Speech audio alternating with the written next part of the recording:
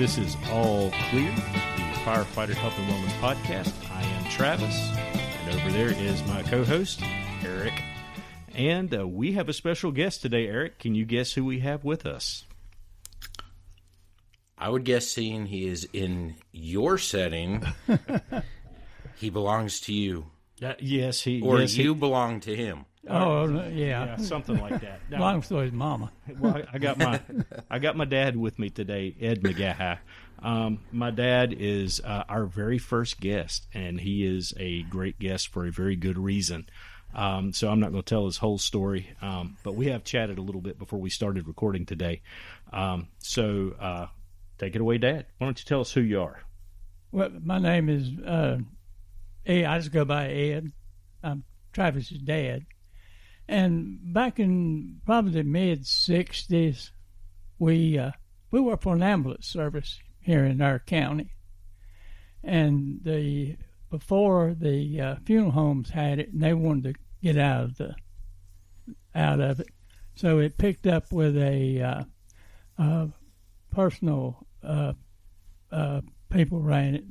The people we worked for that bought the ambulance service, the man and his wife that we worked for, and we had the ambulance service at a house, and we actually lived there. We had, like I was telling Eric, we had a big crew, just 4 of us. For how big of an area? Oh, we just covered the whole county. No. Yeah. Just a small little area. Just all of Cabarrus County. Oh, Cabarrus County. Yeah, bear in mind now the city of Concord, I think we're over 100,000 people, and that's just one township. One city. Yeah, one city inside the county, and this is a long time ago. Yeah, well, back then here in where we're at in Concord, it was not as many people. It was and everybody's kind of laid back, and it was a textile area. And everybody knew each other, so that worked out good. But like I said, when I started, I just stopped by the office one day up there, and I just out of the wild blue just walked in and asked them, "Are you hiring?" And they said, "Yeah." I said, "He said, can you start now?" I said, "No, I can't start now." I said, "Maybe tomorrow." And he said, "Well, you come on in tomorrow, and we'll give you your training." I said, "Okay, great." So I showed up next morning, went in there, and they basically showed me how to pick up a patient and put them on the stretcher so we could transport them. And I said, "Oh, I can do that. Yeah, that's good." And I said, "What else?" "Well, that's it right now." Says. About an hour later, I was on a call and didn't have a clue what was going on. I kind of winged it a little bit, And basically, before we could answer a call, if it was during the night or day, either one, we had no GPS or anything trying to get to a certain place, house, or whatever. And we actually had a map on the wall downstairs. Me and the other boy that worked together, we lived upstairs. But we had to go downstairs, look at the map on the wall, and find out about where we were going. We had to get in the general area where we were going. And when we left, like I tell you that, we had no communications. We had no radios and ambulances. When you drove out the driveway, you were on your own. And so that's basically what we started with. And on the ambulance, we carried our medical equipment was a couple boxes of 4x4 bandages. We had an ACE bandage, and I think we might have had a little gauze. That was it, So basically, all we done, we picked up especially a wreck. Basically, all we could do is, stop the bleeding, as far as diagnosing, and no, we couldn't do that, Basically, we just stopped the bleeding and transported them. And that's basically the way it ran for the first year before we got radios. And Wow. That's basically it. So this brings up a very important question. I know you did not have an ambulance like we're used to seeing now, the box style. What were you driving? We were driving hearses. Yep. They bought used hearses from the funeral homes had, and they converted them into ambulances. They put the lights and the sirens and the 2 jump seats in. That was basically it. And That's crazy. Yeah. We had oxygen tanks, we had that. And that was it. I mean, that's all we had to work with. Like I say, we mostly transported. So when you keep using the word transport over and over, you picked up people. Yeah, picked up people. Yeah. Were they always alive when you picked them up? No, not always. Was mostly the deceased. We pick them up mostly at homes, older people or so.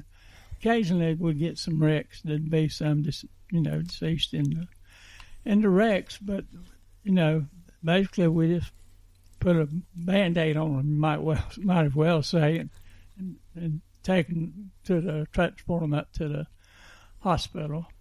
And Cabarrus up here, it was about the main hospital. We had a couple hospitals around, but they didn't have emergency room service after a certain time at night. So everything you picked up of a night, it had to come up to Cabarrus. And on the night shift up there in the emergency room, usually there's one nurse. That was it. And I mean, but we were, we didn't have that not much to do, not that busy back then. It ain't like now where you got 100 people sitting out there. So. Yeah. So I don't think Eric knows this, but did you know Mom in the emergency? My mother's a nurse. Did you know her in the emergency room at the time? Kind of, yeah. Just kind of fuss at me when I bring something in. But anyway, so yeah. That's a story for a different day. Yeah. But so that's pretty amazing. How old were you when you started your job? I was in my early 20s, probably 22, 23, somewhere in that neighborhood. About the age that we get firefighters and young EMTs when they go through training now, that's about the age. Yeah. So that hasn't changed very much, obviously. Yeah. I was in my 20s. Like I said, I was there for a couple of years. And later on, things kind of improved. We finally got radios. And like I telling you that the communications that we had was only between when we were in the ambulance and the office. We had no contact with the hospital and no contact with nobody but who was there at the office. And like I said, if we get out somewhere and need assistance, the only body to be there would be me and my partner and the highway patrolman, and that was it. We had, like now, I know the fire department sends out the medics, the fire trucks, and all for any kind of a call. But we didn't have that. We got there and we just had to do what it took. And once in a while we'd kind of get in a bind. I know one time that me and my buddy, there's a house call. And like I said, you don't never know till you get there. And we got there, and the patient was they had a room set up in the basement for him. So we went down in the basement, and there was about over a 300-pound patient. He had deceased, and we had to figure out how to get him to the ambulance, even get him in it. Because me and him together didn't weigh probably 200 pounds.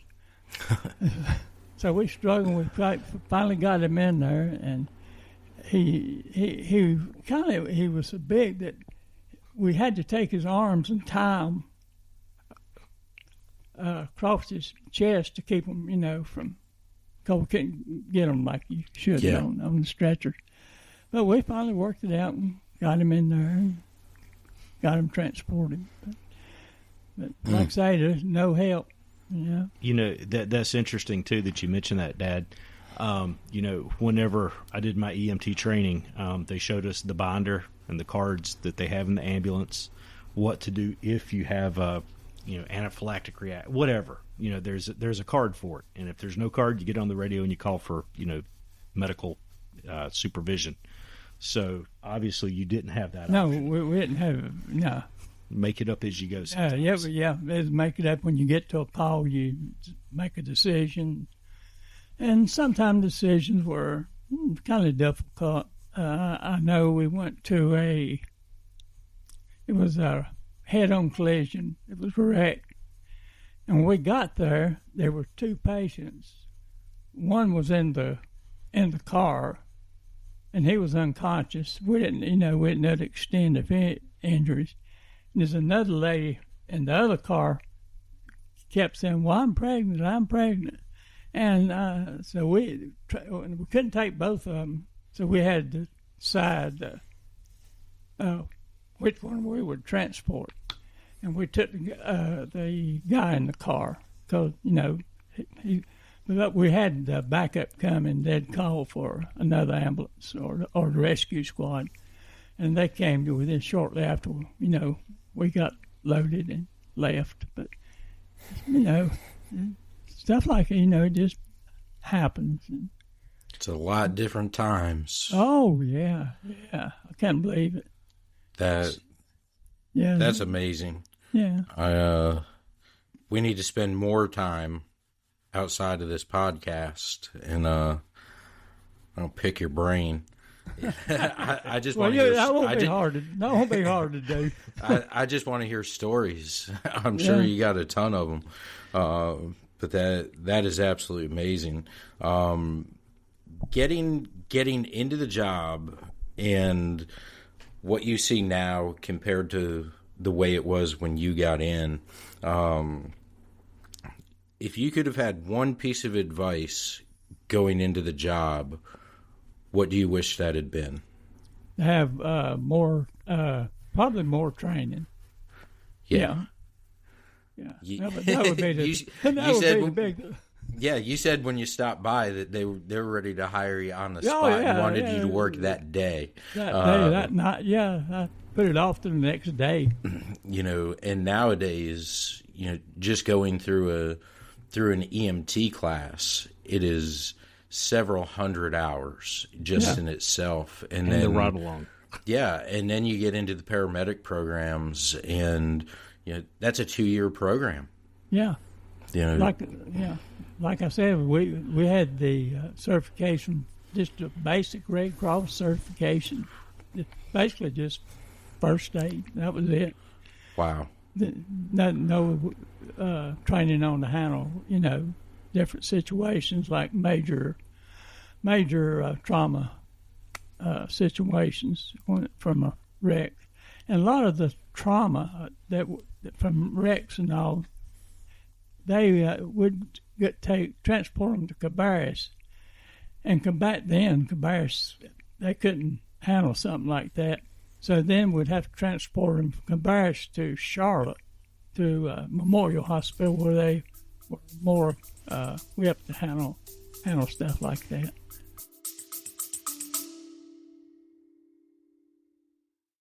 Do you have an idea that you can't quite get out of your head and onto paper? Does your department need updated shirts? If so, you need to talk to the guys over at Studio Print Shop. We've been working with the guys at Studio on making some of our ideas become reality. Whether you need screen printing, embroidery, or graphic design, they have you covered. They're even working with the latest direct-to-garment printing technology to make your ideas come true.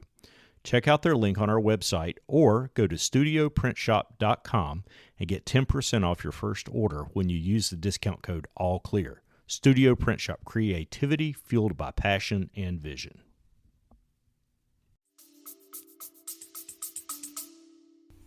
Wow.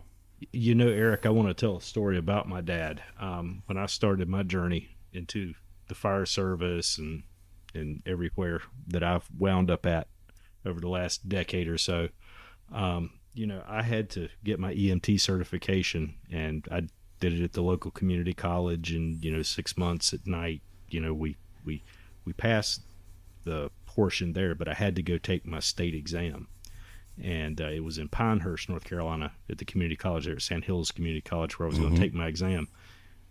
Well, my dad was the only person crazy enough to get up with me at 4 o'clock in the morning. Oh, yes. I had to be over there by 6:30, and that's a good little jump from here. So he rode with me, and he was the calming effect to get me through one of the more stressful tests I've had to take in my career. And that's awesome. And when I was over, he looked at me and said, "How you think you did?" I was like, "No idea. Don't know if I did good or bad." It was very neutral. He's like, "Okay, let's go to Waffle House." And you know what? it worked out, but I felt honored to have him with me when I was having to go through that. So, it's a generational thing on a lot of levels. I think we see how much we can learn from guys that have done the job, whether it be, the paramedic side, the medical side, the fire side, whatever it is. And it's important to listen to not just the stories, but the wisdom that come from these guys. And I've learned tons from him, and not just, first responder related stuff, but I've learned a lot from him in life. And a lot of that goes back to the stuff that he had applied during his career. Yeah. And I feel like I need to say that. Yeah. And that's pretty cool, that having both of you that can share the information of how it was compared to how it is today. And, I reference a lot about generational gaps in the fire service. And, being able to listen to your dad and his time in the service compared to things that you see and do now on the job. And it's like, wow, how'd you guys do this way back then with only having 4 people cover the whole county, whatever else. Yeah. And being able to relate like that, I think that's amazing. Yeah. Go ahead. Oh, and we also, when we transported someone to the hospital, we had to ask them for the pay right then. Oh, wow. We didn't bill them. We'd walk up to them and say, well, you owe such and such for the trip. Would you like to take care of it? And back then, I believe to transport somebody within the city limits of here, I think was like $15, $20. That's not even a copay now. Yeah. Yeah, no kidding. Yeah, but if you went out in the county now, you got $25. So no, big money. Yeah, big money. So, but price of stuff wasn't high. On the bean counter side of things, let's say somebody didn't pay. Well, they just have to come by the office. We just tell them, give them a bill, and they say, when you just come by the office. And a lot of times, if the people were stressed, if it was something serious, we wouldn't ask for money. Yeah. We just, So y'all did have a heart. Oh, yeah. Yeah. I think it's funny. I think you've mentioned before that you had some, nowadays people have frequent flyers, people they see on a regular basis. Yeah. How did you guys handle the reoccurring patients? People. Well, I know one lady we had, she was an elderly lady, and she lived by herself. And she would call up to the station and say, I need to go to the emergency room. And we'd say, okay. So we'd go, first time we'd go pick her up. I started getting, I don't need the stretcher. She crawled up in the front seat and sat between us. And we drove her to the hospital. And a month or two later, we got called, I need to go to the emergency room. We went back down there, and she got up in the front seat, and we took her to the emergency room. And I think we might not even have billed her back then because, it was because she was an elderly lady. And I told when we got rid of this, y'all boys come back and get me. I said, yes, ma'am. We'll try if we ain't busy. And I gave the nurse like $5. I said, when she gets ready to leave, get her a taxi. Yeah, and it's funny, things like that haven't changed a whole lot. There's still folks that call for just human contact, to just somebody to talk to, just reassurance and things like that. And I know here in Cabarrus County, they have a program that the EMS department here has now, where they have folks that they check on a regular basis. Sometimes it'll be a diabetic or different things like that. Just, to, number one, help them maintain their health and be cautious so they don't have an emergency. But also it gives them a certain level of human contact that maybe a lot of people don't have. So sometimes I think we undervalue how important the job is, just interacting and dealing with people. Yeah, most definitely. Yeah. Back then, like I said, a small town like we were, and the patients we'd take in, we had time to, spend some time with them and bond with them and help them to get through whatever it was they were trying to get through. And so it worked out.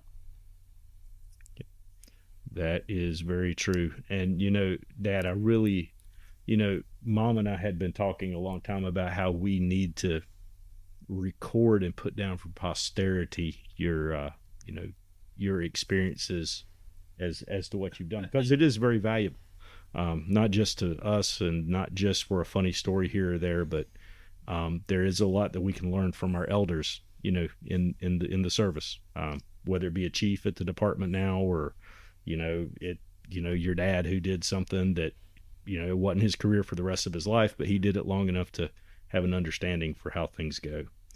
But I do have a favor I have to ask of you. No, go ahead. Okay, there is a story that I've always liked. Can you tell us about the time you had to transport the corpse? Oh, yeah. And it made noise. Yeah, he talked to me. No, it was one night, I don't know, some 2 o'clock in the morning, sometime late. And it was when it was rainy and foggy and just nasty outside. And they had a wreck here in the county. And so we knew what what the situation was before we left the office. And we had a station wagon. It was an old Ford station wagon. Back then, they were the big honkers. And we actually converted it into an ambulance, the station wagon. I mean, you could get the stretcher in, and that was about it. And didn't have a partition between you and the patient.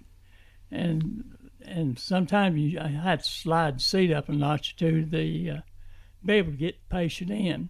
But anyway, we went out there to the wreck. The man had turned the car over, and I think the car might have rolled over him, but he was deceased. And the highway patrolman, the sheriff, who was there, they helped load him by myself. We put him in the back, and I started up the road, and all of a sudden something bumped me in the back of the head and grunted. I said, Lord, how it like been 2 DOAs. I like. Did you have a radio you could call for help? No, I didn't have no radio. So I flipped the red lights on. I come through the city of Concord probably 100 miles an hour.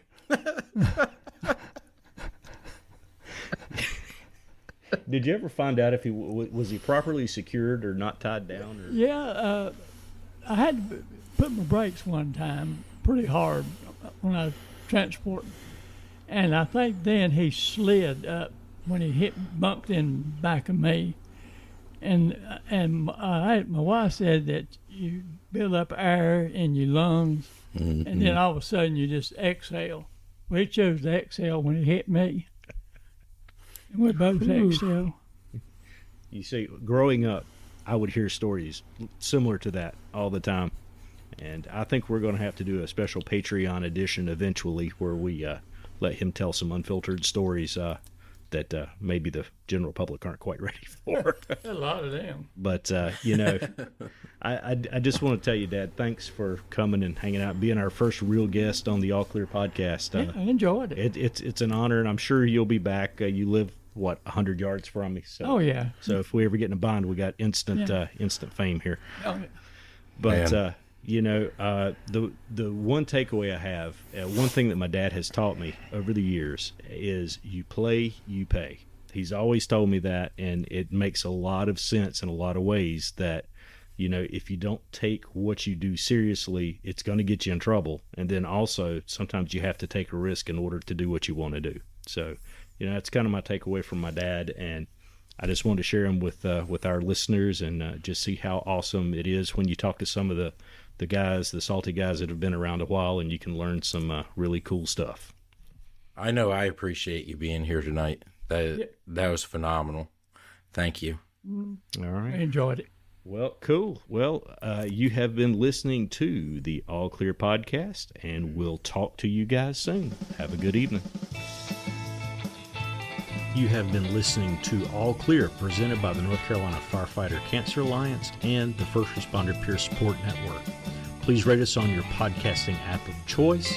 This show is written and produced by Travis McGaha and Eric Stevenson and recorded on Riverside FM. See you soon.